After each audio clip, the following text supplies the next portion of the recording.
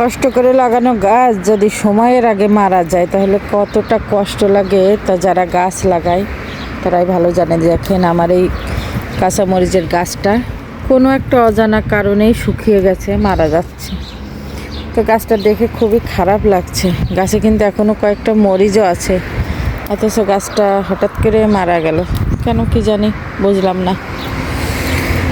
গাছগাছালি লাগাই শখ করে, কিন্তু কোনো গাছ যদি কিছু হয়, নষ্ট হয় সময়ের আগে, নষ্ট তো একটা সময় হয়েই যায়, কারণ ইটালিতে বেশি দিন তো গাছ থাকে না। ওই শীতের গরমের কিছুদিন থাকে, তারপরে তো শীত আসলে আর কোনো গাছ বাঁচিয়ে রাখা এখানে সম্ভবই হয় না। এখানে কিছু সিম হয়েছিল, যে একটা সিম পেকেও গেছে। আমি এগুলো ইচ্ছে করে উঠাইনি, কারণ একটু বীজ বানানোর ইচ্ছা আছে। আমার ঘরে বাড়ার কোনো বীজ নেই, সব বীজ শেষ হয়ে গেছে। তো এখানে এই যে এখন নতুন করে যেসব সিম হচ্ছে, ভাবছি এখান থেকে কিছুটা বীজ তৈরি করে নেব।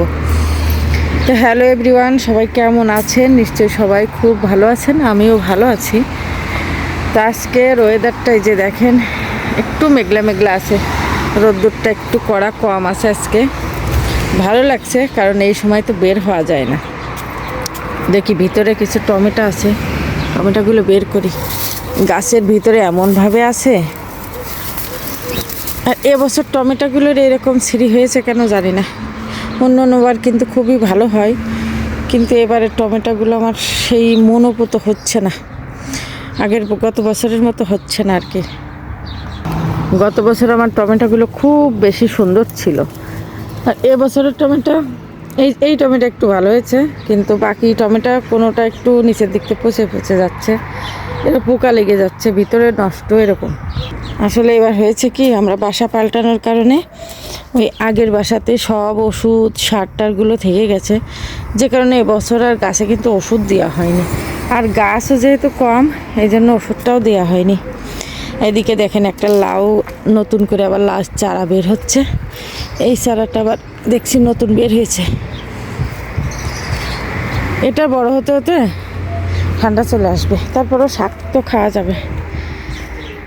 তো এই তো সবজি তোলার মতো কিছু নেই, লাউয়ের জালি টালি দুটো একটা পড়ছে, হবে কিনা জানি না। এই যে একটা এর ভিতরেও আছে, কিন্তু জালিগুলো বেশি নষ্ট হয়ে যাচ্ছে কেন কি জানি। কচু শাকগুলো আজকে তুলবো, কারণ কচু শাকগুলো মনে হচ্ছে তোলার মতো হয়ে গেছে। কচু পাতাগুলো কত সুন্দর হয়েছে। আর করলা গাছ থেকে একটাই করলা এবছর তুলতে পারলাম, গাছের তো এই ছিঁড়ি, করলা আর হবে কিনা জানি না। এই একটা করলা এই যে জালি পড়েছিল, নষ্ট হয়ে যাচ্ছে, আর বাকি কি হবে জানি না। এই হচ্ছে আমার গাছগাছালির অবস্থা। এখন হচ্ছে যাব একটু বাইরে, একটু ফার্মাসিতে যাব। ফার্মাসির দিক থেকে আগে কাজ মিটিয়ে তারপরে বাসায় এসে রান্নাবাড়ি করব। গাছগুলোতে দেখেন কি দারুণ ফুল ফুটেছে না, দেখলেই শান্তি লাগে। যারা গাছ লাগায় ওই ফল ফুল হলে ওটা দেখাই যে শান্তি, খাওয়ার চেয়ে বেশি শান্তি। এর আশপাশে আগে মোটে বাঙালি ছিল না, আর এখন দেখছি সব বাঙালি আমাদের বাড়ির আশেপাশেই চলে আসছে। এই যে এই গলির ভিতরে বাঙালি আছে, তারপরে আমাদের একটা বাঙালি এখানে বাড়ি কিনছে, একজন বাঙালি ফ্যামিলি, তারাও এই যে এই বিল্ডিংয়ে ওরা বাড়ি কিনছে, মানে দেখাশোনা হচ্ছে, এখনও আসেনি ওরা। আর আমাদের এখান থেকে সব কিছু সুযোগ সুবিধাটাও অনেক ভালো, ফার্মাসি বলেন, মার্কেট বলেন, সব কিছু একদম কাছে। তো এই জন্য এই সাইডটা বসবাসের জন্য অনেক সুন্দর, খুবই সুন্দর। আবার এই যে এই সাইডে আর একটা বাঙালি ভাইয়াও বাসা নিয়েছে, তার ওয়াইফ আজকে আসবে। তো তার বাসাটা আমি এখনও চিনি না কোথায়, তো আজকে নতুন বউটা আসবে। এত বেশি গরম ছিল বাইরে, ফার্মাসিতে ফার্মাসিও দেখলাম বন্ধ, হয়তো বা ছুটি কাটাতে গেছে। তো চলে আসলাম, এসে এখন এই যে ছেলেমেয়ের জন্য একটু নাস্তা তৈরি করছি। নিয়ে আসলো পরোটা, কিন্তু পরোটাগুলো একদমই ভালো না, একদম এই যে কাগজের সাথে এঁটে আছে। তো ওইগুলো এখন একটু কষ্ট করে ভেজে দিচ্ছি ওদেরকে খাওয়ার জন্য।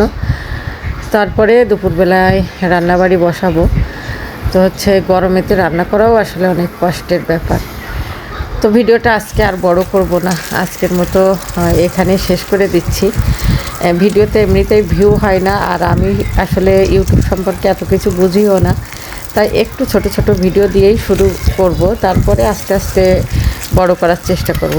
তো এতক্ষণ যারা ভিডিওটা দেখলেন অবশ্যই লাইক কমেন্ট করে যাবেন।